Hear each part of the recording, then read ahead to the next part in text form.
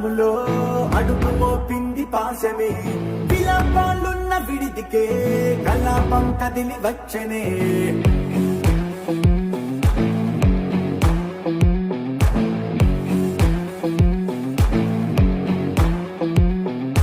అలా వైకుంఠ పురములో పంటుగా చేరే బంధమే అలై పొంగేటి కళ్ళలో ఉల్లాసా తీసుకొచ్చనే కొడుకు పట్టింది గగనమే